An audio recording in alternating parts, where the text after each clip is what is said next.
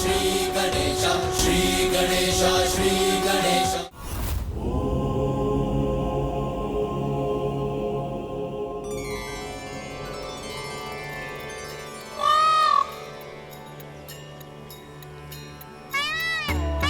भ्राता गजानन, ये मयूर मेरा दिव्य वाहन है। मुझे इन पर अटल विश्वास है, इसीलिए ये मेरे प्रिय मित्र भी हैं। अच्छा, तो इन पर आरूढ़ होने में भी बहुत आनंद आता होगा ना? फिर तो इनमें आरूढ़ होकर देखता हूँ।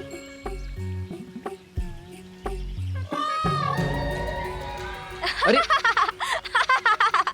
अरे गजानन, ये क्या कर रहे हो? नीचे उतरो इसी क्षण। नहीं उतरूंगा। अरे संकट में पड़ जाओगे गजानन, मेरा वाहन तुमसे परिचित नहीं है। नीचे उतर जाओ, आ जाओ, आओ। मैं नहीं उतरूंगा भैया। मुझे तो बहुत आनंद आ रहा है। मयूर जी, उड़ान भरिए ना।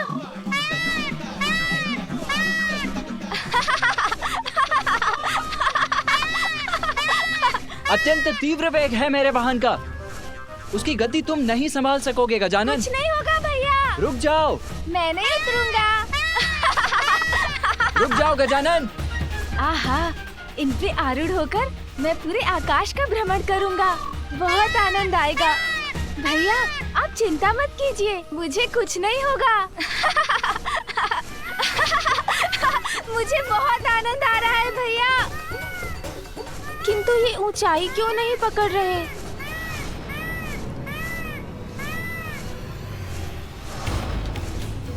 अरे, ये तो अपना संतुलन खो रहे हैं। भैया उचित कह रहे थे, मुझे इनको रोकने का प्रयत्न करना चाहिए। अरे अरे, तो ये और ऊपर क्यों उड़े जा रहे हैं? रुको गजानन। इनका वेग अत्यंत तीव्र है, उसे कैसे नियंत्रित करूं? ढील दो गजानन, ढील दो।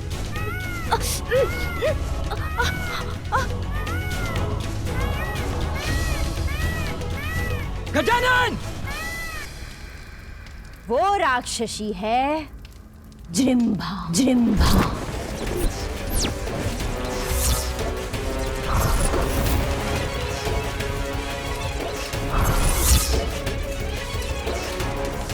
कल्पना कीजिए, सोचिए असुर सम्राट, सोचिए।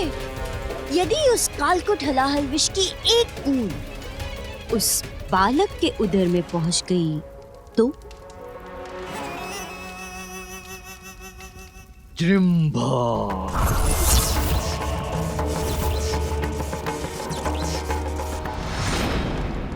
कुछ समझ में नहीं आ रहा, क्या करूं? कैसे संभालूं इन्हें और कैसे नीचे उतारूं? भैया जो कह रहे हैं वो भी मैं उचित प्रकार से सुन नहीं पा रहा। गजानन रुको गजानन, मैं जो कह रहा हूँ उसके विपरीत कर रहे हो तुम। डोर को खींचो मत, ढील दो। प्रतीत होता है गजानन मुझे सुन नहीं पा रहा है, किंतु कहीं उसके प्राण संकट में न पड़ जाएं।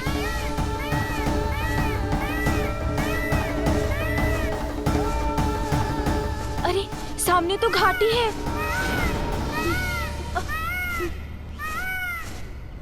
अरे, मेरा वाहन तो गजानन के साथ उस घाटी की ओर बढ़ रहा है, कैसे रोकूं उसे? पाताल का अधिपति असुर सम्राट सिंदूरा आदेश देता है, जहाँ भी है जृंभा इसी क्षण मेरे समक्ष प्रस्तुत हो। जहाँ भी है जृंभा इसी क्षण मेरे समक्ष प्रस्तुत हो। इसी क्षण मेरे समक्ष प्रस्तुत हो।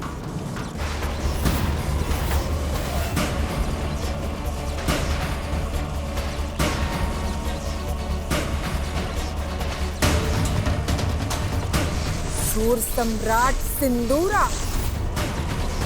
सर्वघाती है उसका विष। वो जहाँ जाती है वहाँ की वायु भी विषाक्त हो जाती है। आपकी मति भ्रष्ट हो गई है क्या असुर सम्राट, जो उसे यहाँ बुलाकर इतना बड़ा संकट मोल ले लिया आपने? शांत हो जाओ बुढ़िया, मेरा अंत नहीं कर सकता उसका विष। मेरे आदेश का पालन करने के लिए उसे यहाँ आना ही होगा।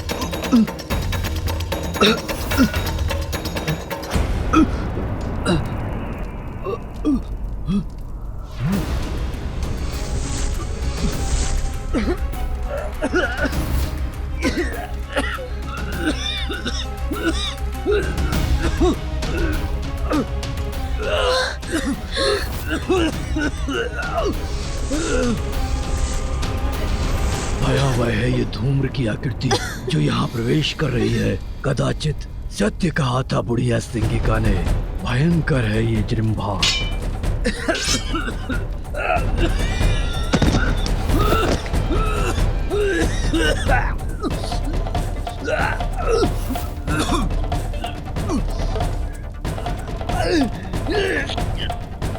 ऐसा मारक प्रभाव होगा जृंभा के विष का, इसकी कल्पना नहीं की थी मैंने। मैंने आपको चेतावनी दी थी किंतु आपने नहीं सुनी। अब आप देख रहे हैं ना विष का प्रभाव। मेरी श्वास को ये क्या हो रहा है? जैसे किसी भयंकर शीत का प्रभाव हो। और ये शीत उत्पन्न हो रही है क्योंकि जृंभा यहाँ आ रही है। अब सर्वनाश होगा। देखिए, मूर्खता थी मेरी जो इस महामूर्ख को जृंभा को बुलाने का सुझाव दे दिया। अब कहीं मुझे अपने प्राण न गंवाने पड़ जाए।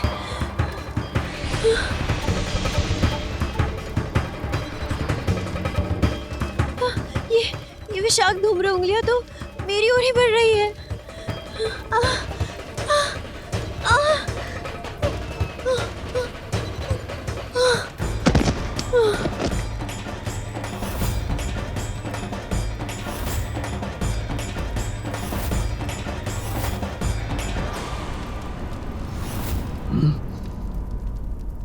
बिना पूर्ण रूप से यहाँ पहुंचे ही इतना भीषण प्रभाव है राक्षसी जृंभा का। आश्चर्य है।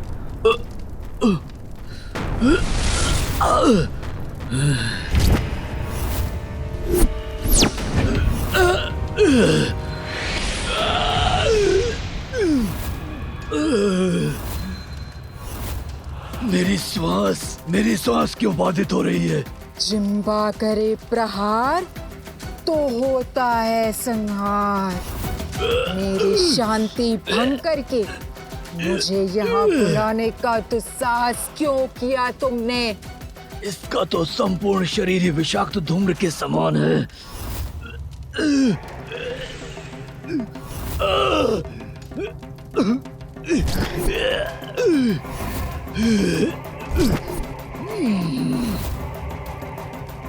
इसका विष तो मुझे भी प्रभावित कर रहा है, किंतु मेरी मृत्यु कैसे हो सकती है? उस बालक के सिवाय कोई मेरा अंत नहीं कर सकता। इस बुलावे में मत रहना कि तुम्हारे बुलावे पे मैं यहाँ आई हूँ। मैं तुम्हारा वध करने आई हूँ।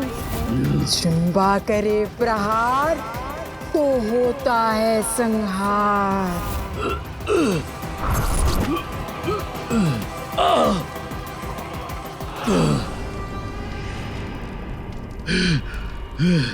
इससे आगे बढ़ने से रोकना होगा मुझे। आगे बढ़ने से रोकना होगा इन्हें, अन्यथा ये घाटी के ऊपर पहुंच रहे हैं। इन मयूर जी पर तो मेरा कोई नियंत्रण ही नहीं बन रहा है। किंतु मैं बहुत ऊंचाई पर नहीं हूँ। अभी कूद जाऊं तो संभव है सुरक्षित रहूंगा।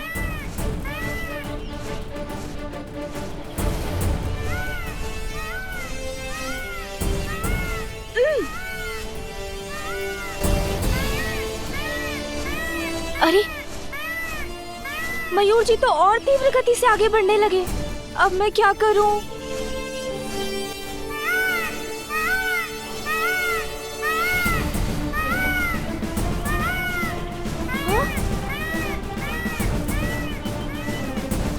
इसके बाद तो घाटी है, फिर तो उतरना असंभव हो जाएगा। गजानन रुको, गजानन! मयूर धीमे हो जाओ, नीचे उतरो। मैं जो कह रहा हूँ उसके विपरीत कर रहे हो तुम। डोर को खींचो मत। गजानन! भैया!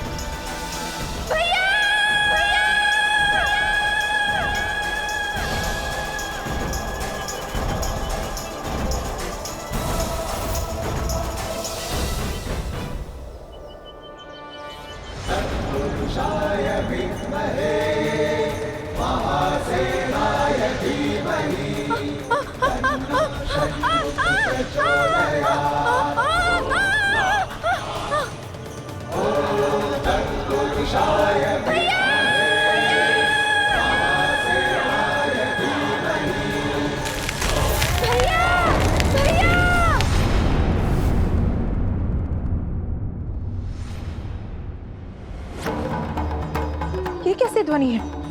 जैसे कि कोई विस्फोट हुआ।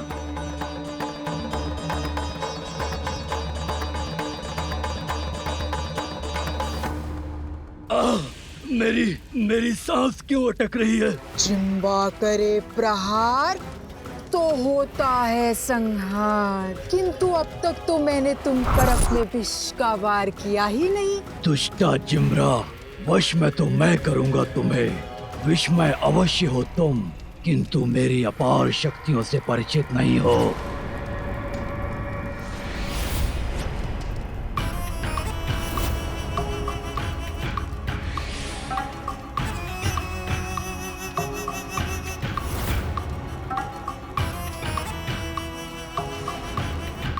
ये क्या हुआ? इसने तो स्वयं को सुरक्षित कर लिया।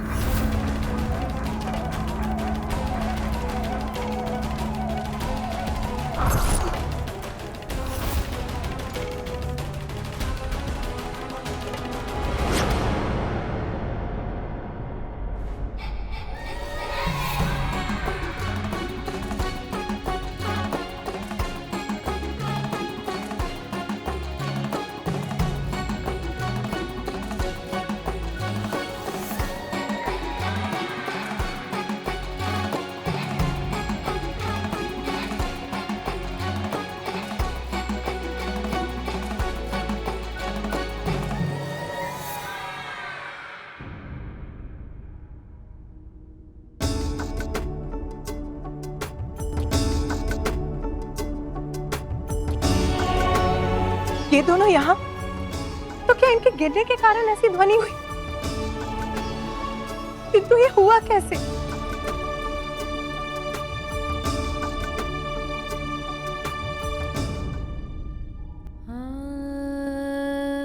पुत्र, पुत्र क्या हुआ तुम्हें?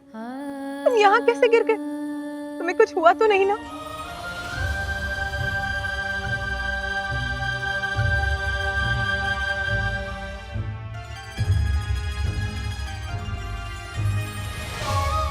गिरा तो मैं भी हूँ, मैंने ही गजानन की रक्षा भी की है, किंतु माँ मुझसे नहीं, उसी से पूछ रही हैं कि वो कुशल है कि नहीं। माँ, इसमें तो मेरा कोई दोष नहीं। भैया के कारण ही हुआ जो हुआ।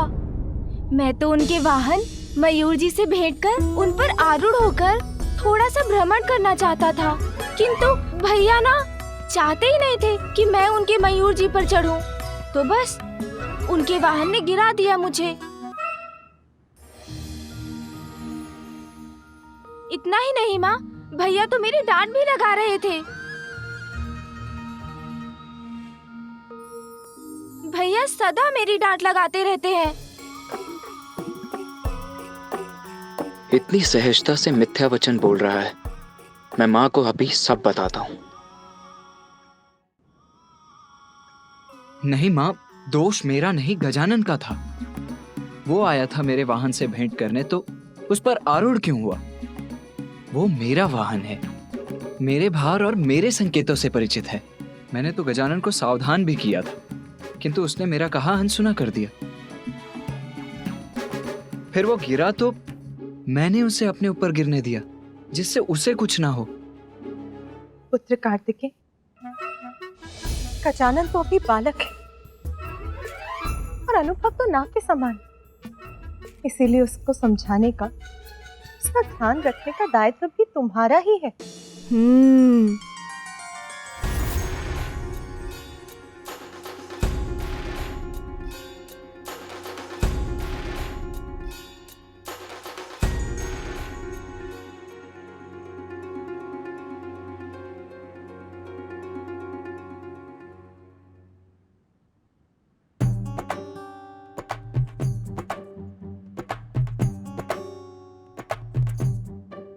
गजानन गजानन गजानन, यहाँ तो जैसे एक ही नाम गूंज रहा है। गजानन ये, गजानन वो।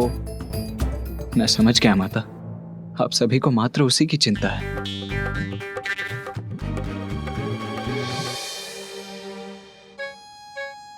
पिताश्री, मैं आपका प्रथम पुत्र हूं ना। मेरा जन्म गजानन से पूर्व हुआ था। फिर भी आज आप सभी को मुझसे भी अधिक प्रिय गजानन क्यों हो गया? आप सभी को मात्र उसी की चिंता क्यों है पिताश्री? पुत्र, तुम्हें कदाचित ऐसा प्रतीत हो रहा है, किंतु सत्य तो यह है, माता पिता अपना संपूर्ण स्नेह अपनी सभी संतानों पर न्यौछावर करते हैं।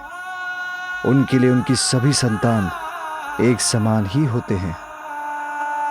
अच्छा, अब ये सब छोड़ो, चलो भोजन तैयार है। हाँ हाँ, जाओ गजानन, माता के हाथों से भोजन प्राप्त करो।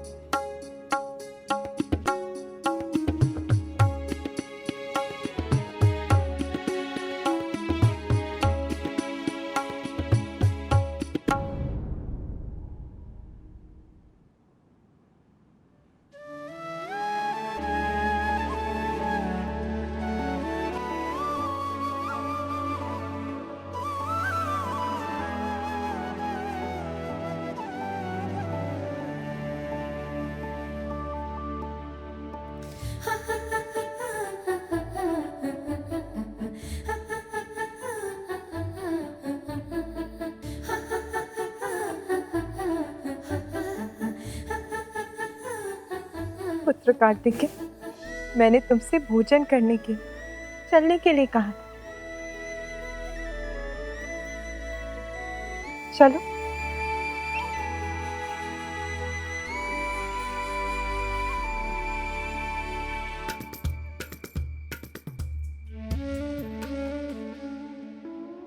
अरे माँ मुझे नहीं खिलाएंगी, भैया को खिलाएंगी भोजन। भूख तो मुझे लगी है। अब जाओ कैलाश, करो अपना प्रहार और उस बालक का संहार। यह है मेरा आदेश, उसका पालन करो। तुम्हारा आदेश? हाँ, जिम्बा किसी के आदेश का पालन नहीं करती। जिम्बा वही करती है जो उसकी इच्छा होती है। मैं किसी का वध करूं और वो भी तुम्हारे लिए? कदापि नहीं।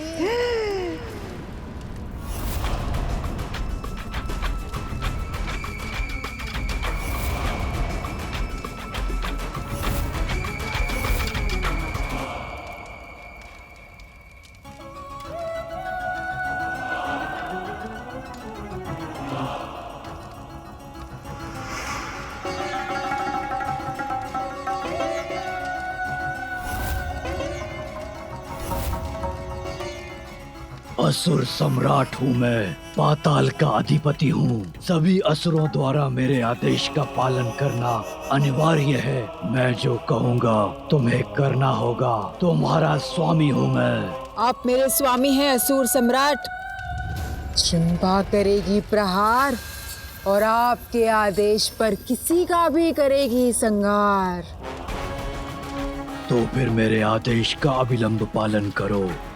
जाओ कैलाश, वध करो उस गजमुख बालक गजानन का।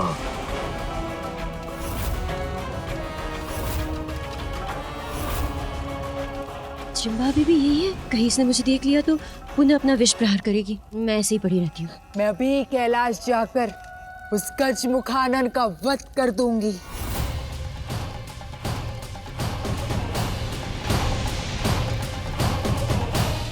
दुष्ट बालक, अब जिम्बा करेगी तुम्हारा भक्षण और कोई रक्षा नहीं कर सकेगा तुम्हारी।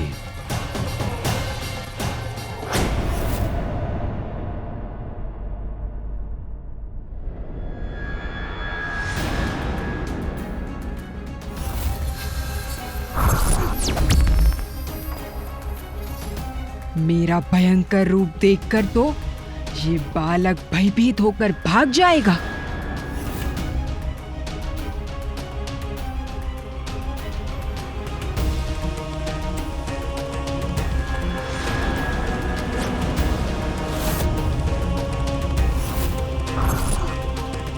गजमुख बालक तुम्हारे अपने ही तुम्हारी मृत्यु का कारण बनेंगे।